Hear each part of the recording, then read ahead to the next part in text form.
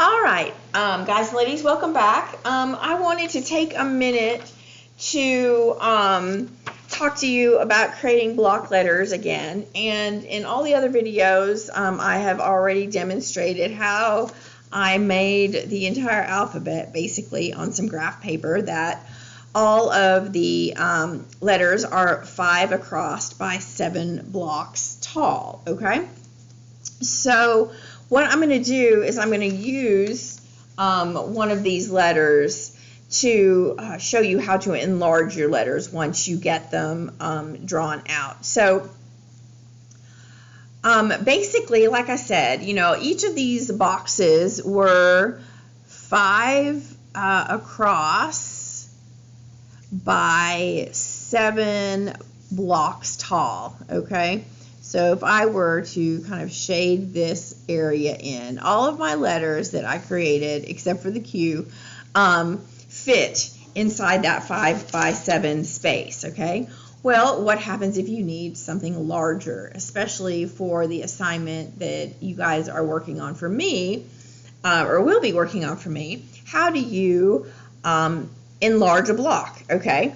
Well, this is 5 across, and this is 7 tall, or we can go length times width. Ooh, some math. But all of my letters were 1 block wide, okay? I used 1 row, 1 column, 1 row, 1 column, 1 row to create the letters, okay? So if I want to enlarge this, I could keep with that 1 row, but I'm going to have a really skinny small letter, and that's kind of not the point.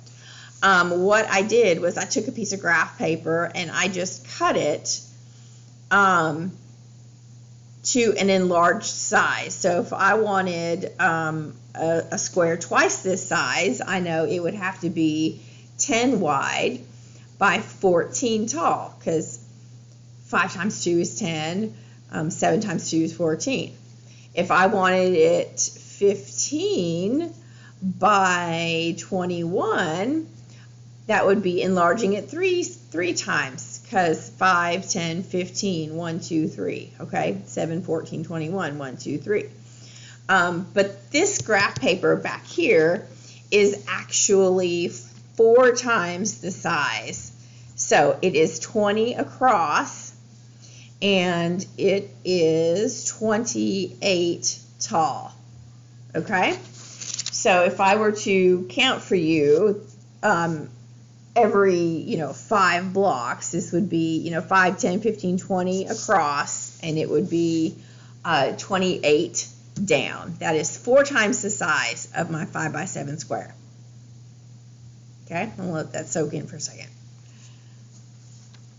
I just doubled it, 5 times 2 is 10, 5 times 3 is 15, 5 times 4, I wanted it 4 times the size, is 20. 2 times 7 is 14, 3 times 7 is 21, 4 times 7 is 28. So 20 by 28. So if I'm going to recreate the letter G, I know, and I want it to be the same shape, I know that this bar across is going to have to be 4 times the size of this one. So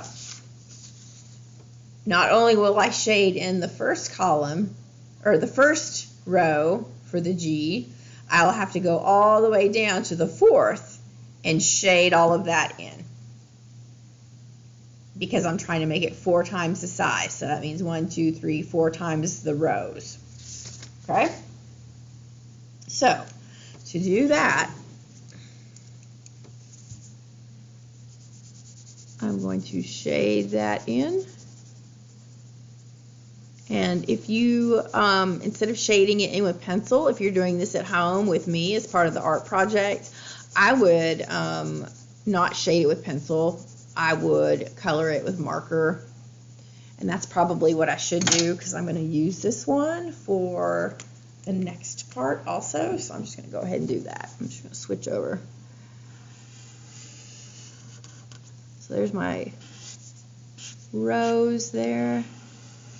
And you want to color this in with something dark. And that's why I chose the purple, because that's a pretty dark color.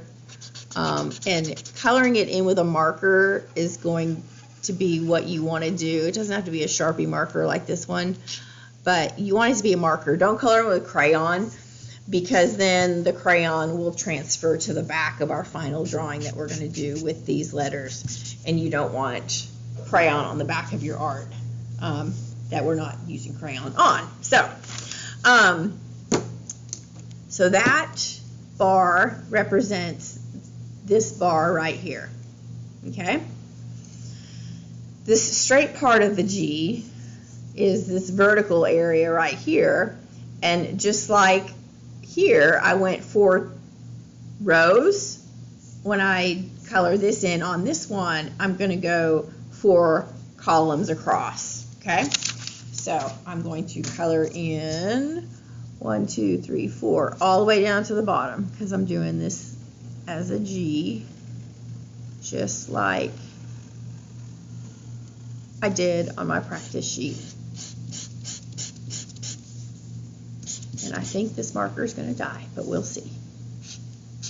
No. I'm trying to keep it inside that perimeter too. I'm trying to keep it inside that rectangle. I have an unhappy marker. Let's see.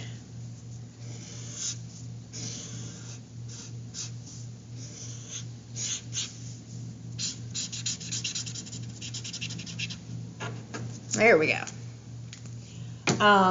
Next step would be the bottom of the G that's going to come across. So it's going to look like the letter C for a minute.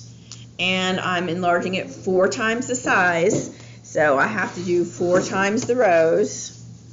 So here I go. Oops, I got out of line there a little bit. Like I said earlier, I'm not perfect either.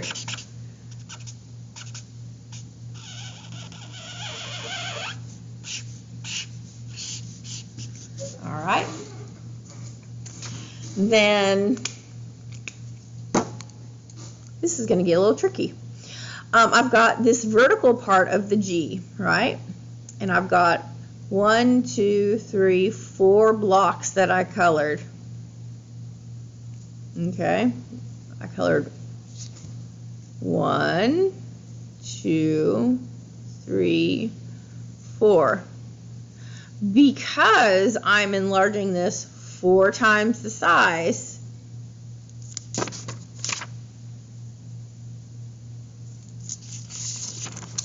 how many blocks up do you think I'm going to have to go from here? Okay, so I went 1, 2, 3, 4. So, and because I'm enlarging it 4 times the size, I'm going to have to go up 16 blocks. Okay, so 1, 2, 3, 4, 5, 6, 7, 8, 9, 10, 11, 12, 13, 14, 15, 16. So those are going to be the ones that I color from here up. That is 16 blocks, because it has to be 4 times the size.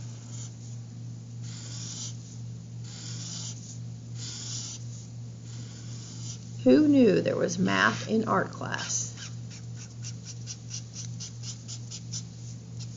Well, I knew, but I usually don't tell you that. Okay, so got that part taken care of, and I'm actually going to use this, so I'm going to get rid of these here. So now I got to go in 1, 2 blocks to make the little part of the G that sticks in. Okay, so if I went, I'm enlarging it 4 times the size, so I've got 1, 2 blocks going in, so 1, 2 times 4 is 8. I'm going to go in 1, 2, 3, 4, 5, 6, 7, 8. So I'm going to color all of these in to make that little tail that sticks in.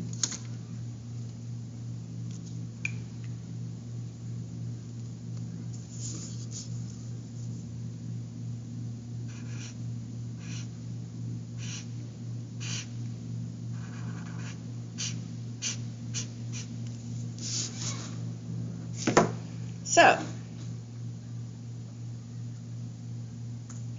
there is the tail of the G. You know, if I wanted to, you know, I could bring that in a little bit more, but honestly, I think it looks fine. It's fine right where it is.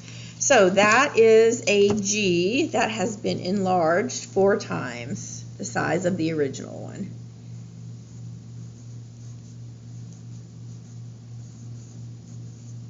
Enlarged from F-R-O-M. Sheesh, it's been a long day. Okay, F-R-O-M.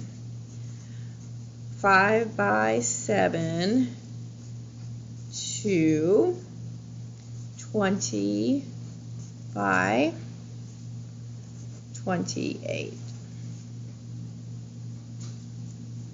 G. There you go. So that is how you will enlarge the letters for our final perspective drawing. So hope you guys have a good rest of your day. Thanks for staying. Bye.